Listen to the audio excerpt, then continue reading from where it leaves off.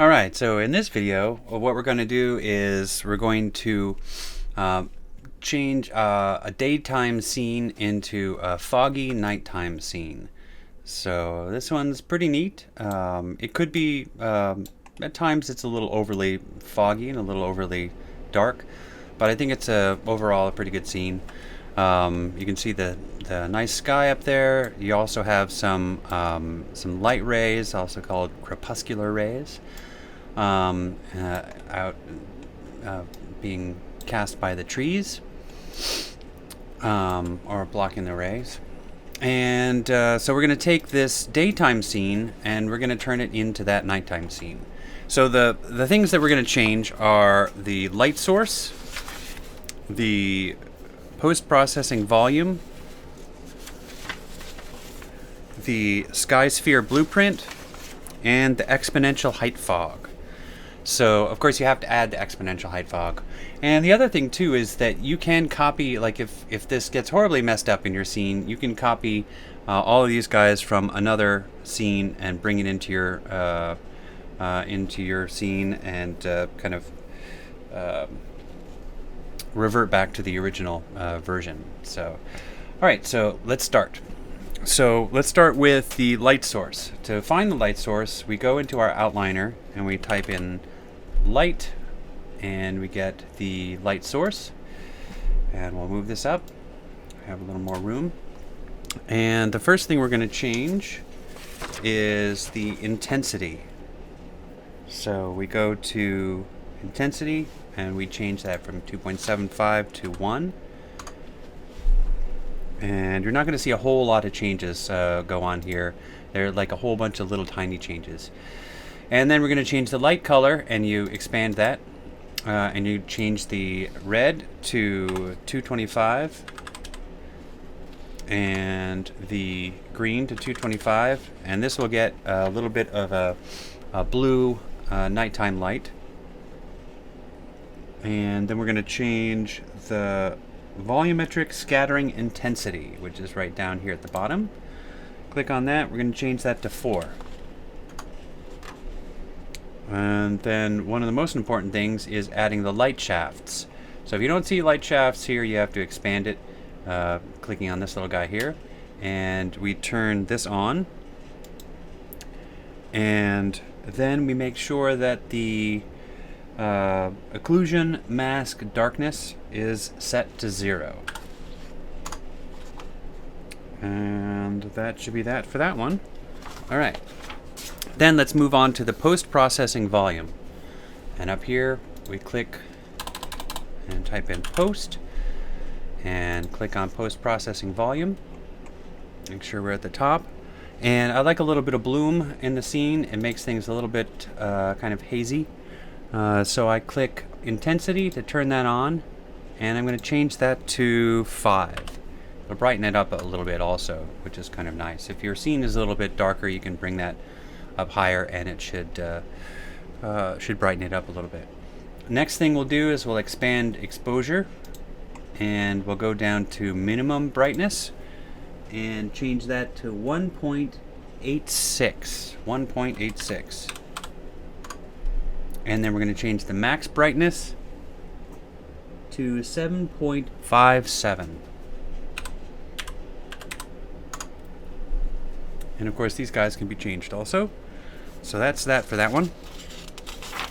The next one, we're going to go into the sky sphere blueprint, and this is where a lot of the stuff happens. So we go to click on the sky sphere blueprint, and then we go over to the top. And the most important thing is that we have to remove this light source in here. So to do that, we click on this drop down, we go over to clear, and that removes that. The next part is we change the sun brightness to 1. We change the cloud speed to 3. We change the cloud opacity to 1.5. Cloud opacity. Whoop, there we are. 0.5. Whoop. 1.5, not 105. and the star brightness to 2. And you might be wondering, where is the star brightness? Well, you will see it in a moment. This is the biggest change. So in order to make the stars come out, we have to change the sun height. So when it's a positive number, I believe it's having it set to be daytime. So we have to make it a negative number, so we just put -1 there. And then we got nighttime. And we get some nice clouds there. And then horizon fall off is 0.45. 0.45. All right. And that's that for that. Then the last one is exponential height fog. So we want to add this. Make sure that you don't have 2 exponential height fogs in, because that will mess things up. I think it only takes the input from 1, or maybe it's additive. I'm not exactly sure.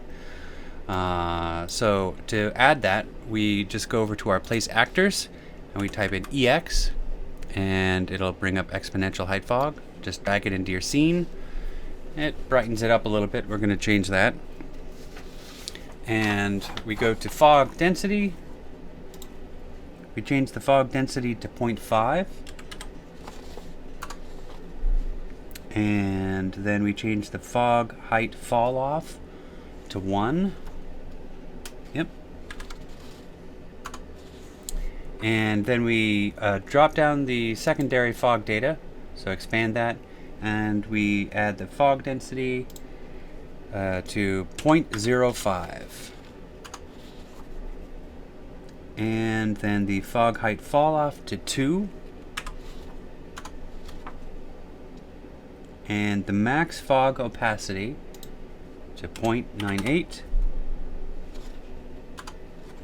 And the start distance is 0, the same.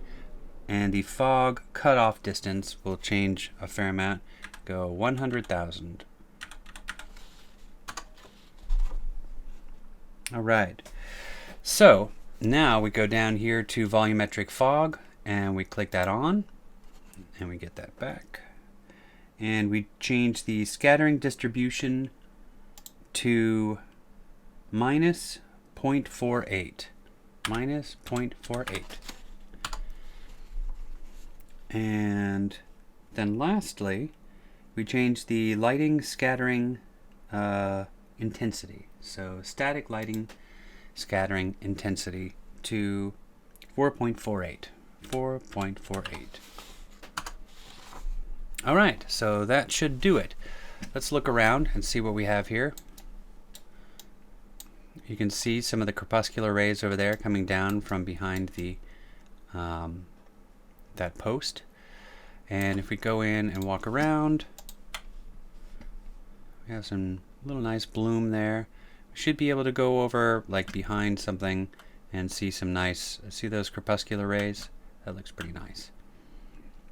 And also, if we look at our character, we can see those nice rays coming out from him too. So if you put something in here like a tree or something, you're going to get some really nice light rays back there. And I think that this is pretty good. At times it can be a little intense for the fog, but I think it's overall it's a pretty good start for like a nighttime scene. All right, there you have it, and have fun.